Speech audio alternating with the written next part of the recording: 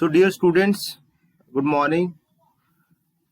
Today we will talk about chapter number 1 NCERT class +1 mathematics sets.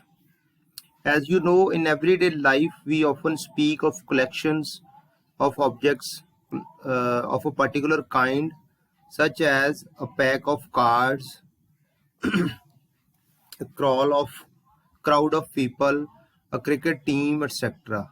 In mathematics also we come across collections. For example, collection of natural numbers, points, prime numbers. कुछ specially हमारे पास sets हैं जिस तरह से ये collections हैं. कुछ odd natural numbers less than 10, 1, 3, 5, 7, 9, the rivers of India, the vowels in English alphabet, namely A, E, I, O, U, various kinds of triangles, prime factors of 2 under 10, the solution of the equation x square minus 5x plus 6 is equal to 0, 2 and 3. तो इस तरह से बहुत सारी collections की mathematics में भी discussion हम लोग करते हैं, और जितनी भी ये डिस्कशंस आपको ऊपर लिस्ट की गई है वो सभी well defined collection of objects. तो अगर हम लोग इसको आगे लेके जाते हैं इसी थ्योरी को, तो हम लोग पहुंचेंगे सेट्स की बात हम लोग आगे करेंगे. बेसिकली ये सेट्स ही हैं.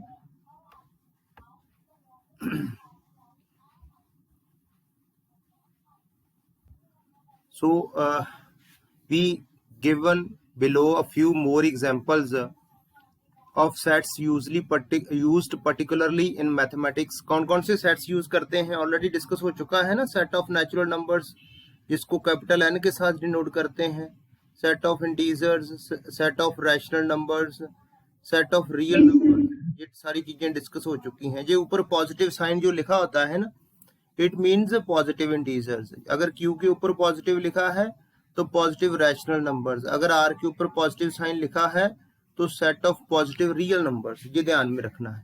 तो अल्टीमेटली हम लोगों ने जो है वो कंक्लूड कर लिया है कि सेट क्या होता है. What is a set. तो सेट क्या है? Set is a collection. It is a collection, well defined collection of objects. तो वेल डिफाइंड जो वर्ड है इसके ऊपर आपने कंसंट्रेट करना है. आगे बढ़ते हैं, हम लोग कुछ एग्जांपल्स डिस्कस करते हैं कि कौन कौन सी जो है उसमें से वेल डिफाइंड है.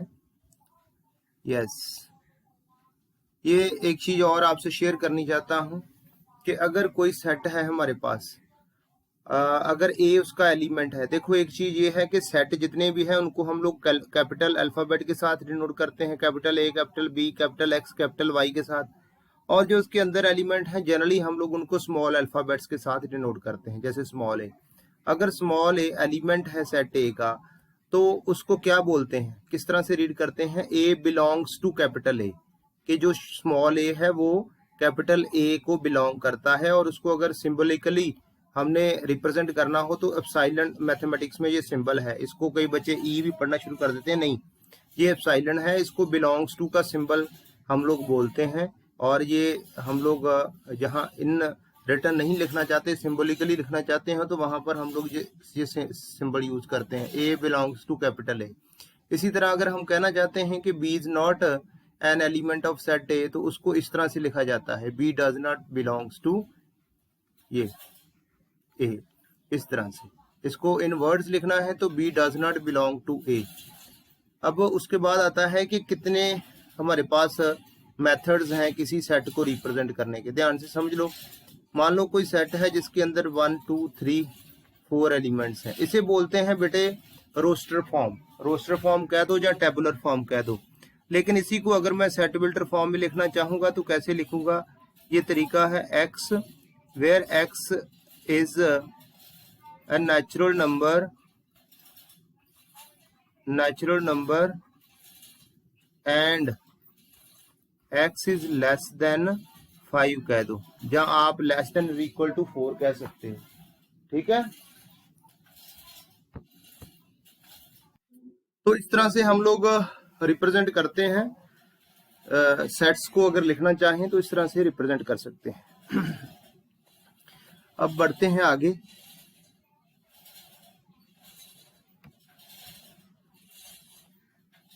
एक्सरसाइज 1.1, इसमें से बात करेंगे कि कौन सी कलेक्शन वेल डिफाइंड है और कौन सी नहीं है। आप मुझे हेल्प करेंगे इसमें। Collection of all the months of a year beginning with J, ये वेल डिफाइंड है कि नहीं? Collection of 10 most talented writers, a team of 11 best cricket batsmen of world, the collection of all the boys in your class, collection of all the natural numbers less than 100, well defined. Collection of novels written by the writer Munshi, well defined. The collection of all the even integers, well defined. आगे बढ़ते हैं बेटे, और interesting हो जाएगा, आपको basic चीजें बिल्कुल क्लियर कट पता चल जाएंगी कि बेसिक चीजें जो हैं वो क्या है सेट्स में। क्वेश्चन नंबर 2 डिस्कस करते हैं। क्वेश्चन नंबर 2 क्या है? हमने सिंबल को इंसर्ट करना है कि कौन सा सिंबल अप्रोप्रिएट है यहाँ पर। तो देखो 5 जो है ऊपर वाले सेट में 5 दिखाई दे रहा है आपको, तो हम लोग यहाँ पर बिलोंग्स टू का सिंबल लगाएंगे। इसी तरह 8 उसका है मेंबर गिवन सेट का, A does not belongs to A, sorry 8 does not belongs to A। 0 के केस में क्या आएगा? Does not belongs to A। इसी तरह 4 belongs to A, 2 belongs to A, 10 does not belong to A। Okay, good. अब आगे बढ़ते हैं। हमने क्या करना है कि जो गिवन सेट्स दिए हैं उनको हमने लिखना है रोस्टर फॉर्म में अंदर। उसने सेट बिल्डर फॉर्म में दिए हैं, इससे आपको और ज्यादा क्लियरिटी। हाँ जी, write the following sets in the roster form. Roster form में लिखना होगा तो इसको कैसे लिखेंगे? उसने इंटीजर कहा है -3, -2, -1, 0, 1, 2, 6 तक ही आएंगे ना? हाँ जी बिल्कुल। यहाँ पर थोड़ा सा इसको इस सेट को समझने की कोशिश करना कि यहाँ इसको अगर रोस्टर फॉर्म में लिखना है तो किस तरह से लिखेंगे। The set of all letters, पहले मैं ना इसको, हाँ जी, इस कैसे आएंगे? बी आएगा, ई जो है बेटे 2 बार आ रहा है ना पैटर्न में, लेकिन हमने सेट में क्या लिखना है? हमने सेट में एक बार ही लिखना होता है। हमने distinct elements, collection of well defined collection of distinct elements actually set की डेफिनेशन। तो हम लोग यहाँ पर ई को एक ही बार लिखेंगे, इसी तरह से हम लोग टी को एक बार लिखेंगे और आर को भी एक बार लिखेंगे। ये हमारी रोस्टर फॉर्म है। आपको समझ आई है इस चीज की? हम लोग रिपीट, हाँ जी बोलो।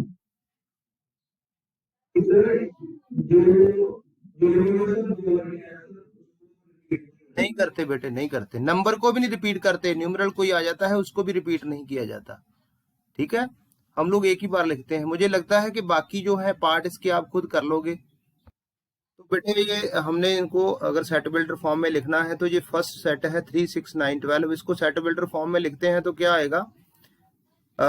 x where x is equal to 3n and n is equal to 1, 2, 3, 4। आप जैसे जैसे n को 1 पुट करोगे 3, n को 2 पुट करोगे 6, n को 3 पुट करोगे 9, n को 4 पुट करोगे 12। ये सेट बिल्डर फॉर्म है। इसी तरह इसको सेट बिल्डर फॉर्म में लिखना हो तो कैसे लिखेंगे?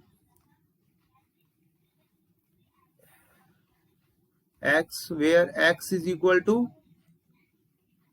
5 power n, where n is equal to 1, 2, 3, 4।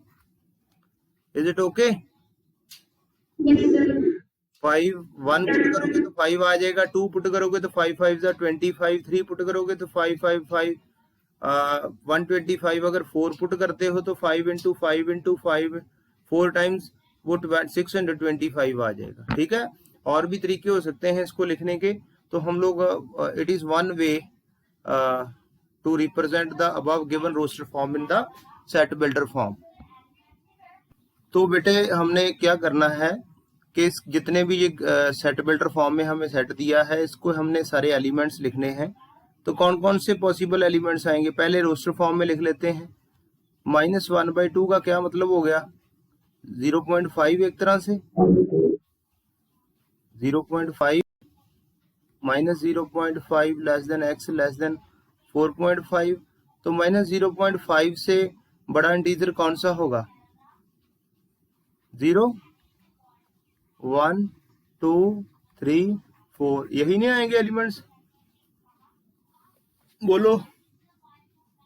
तो ये हमारे पास पॉसिबल इंटीजर्स आ गए हैं जो उसने सेट बिल्डर फॉर्म की थी। तो इसके एलिमेंट्स क्या होंगे, 0 1 2 3 4।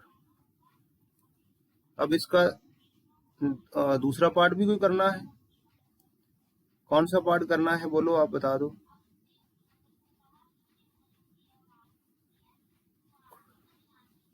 क्वेश्चन नंबर 3 कर लेते हैं।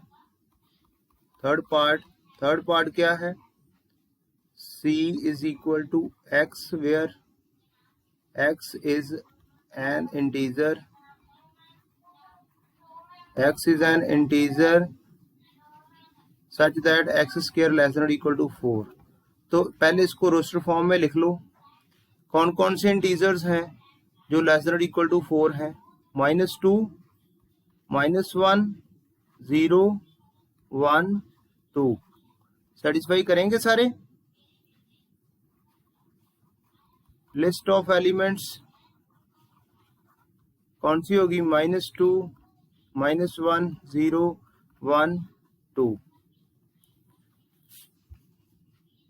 तो बेटे डिस्कस करते हैं क्या है एम्प्टी सेट। नेक्स्ट एक्सरसाइज 1.2 से रिलेटेड जो है इंफॉर्मेशन, उसमें क्या डिस्कस करना है, एम्प्टी सेट क्या होता है, डेफिनेशन क्या है उसकी। A set which does not contain any element is called the empty set और नल सेट और द वॉइड सेट। तो इसको किस सिंबल के साथ डिनोट किया जाता है, ये सिंबल है, और इसको क्या लिखते हैं, इसको लिखते हैं फाई, PHI फाई, ये सिंबल का नाम है, इसको आपने ध्यान में रखना है। और इसके बाद है फाइनाइट एंड इनफाइनाइट सेट्स, ध्यान देना सारे। फाइनाइट सेट्स क्या है बेटे, जिस सेट में नंबर ऑफ एलिमेंट्स फाइनाइट होते हैं, number of elements finite called finite set, जिसमें number of elements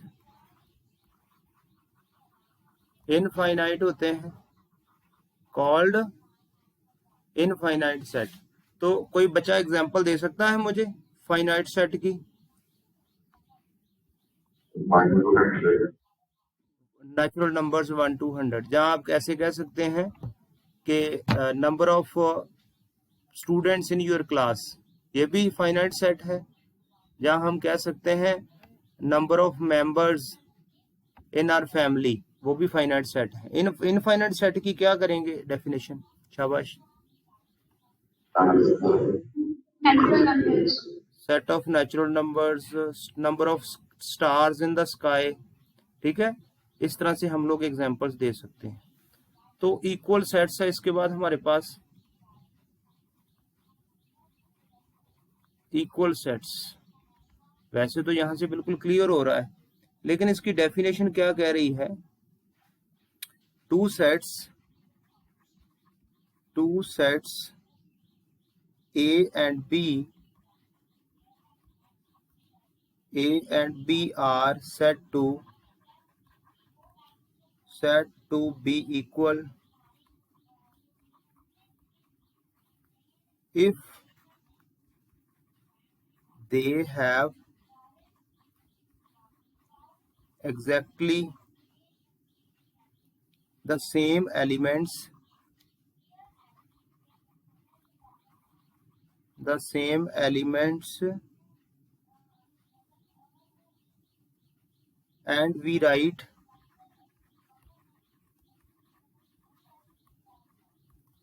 A is equal to B. A is equal to B. Otherwise the sets are said to be unequal. और उस case में क्या लिखा जाता है? A is not equal to B. Okay उसके बाद बेटे हमारे पास, जहां मैं एग्जांपल दे देता हूं, जैसे हमारे पास एक सेट है, इसके अंदर 1,2 एलिमेंट्स हैं, तो दूसरा भी इसी तरह के होना चाहिए 1,2, तभी हम कह सकते हैं A is equal to B. Number of elements भी सेम होने चाहिए और सारे एलिमेंट्स भी एग्जैक्टली सेम होने चाहिए। ठीक है, आगे बढ़ते हैं।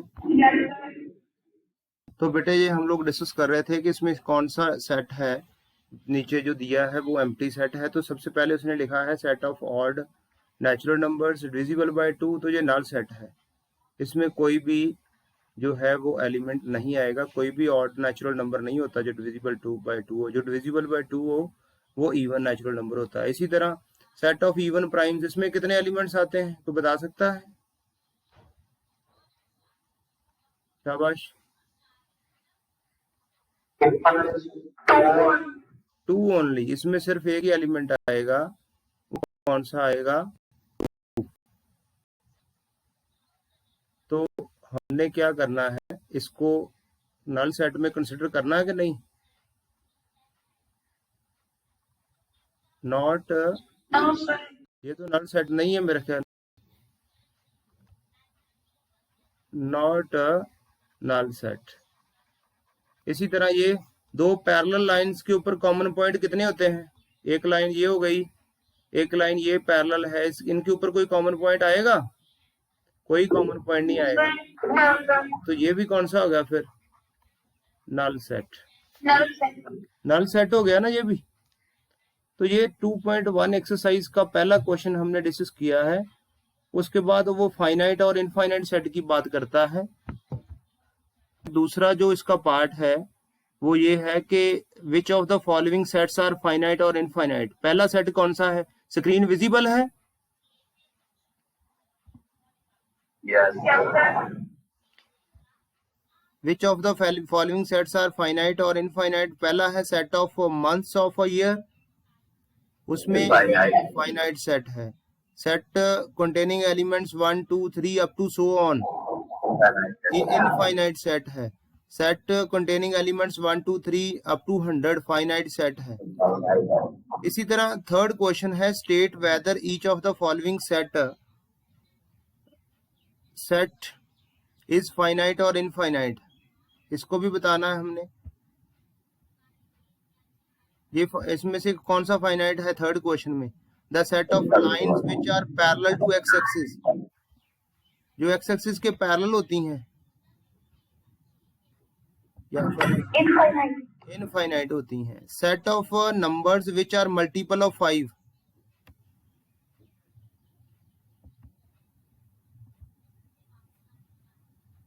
जो 5 के मल्टीपल कितने होते हैं? इनफाइनाइट बेटे। उसी तरह फोर्थ क्वेश्चन है in the following state whether A is equal to B और नॉट। ठीक है, तो यहाँ पर हमारे पास पहला क्वेश्चन है ए के अंदर A B C D 4 elements हैं, बी के अंदर D C B A 4 element है, तो एक ही बात है A is equal to B कहा जा सकता है।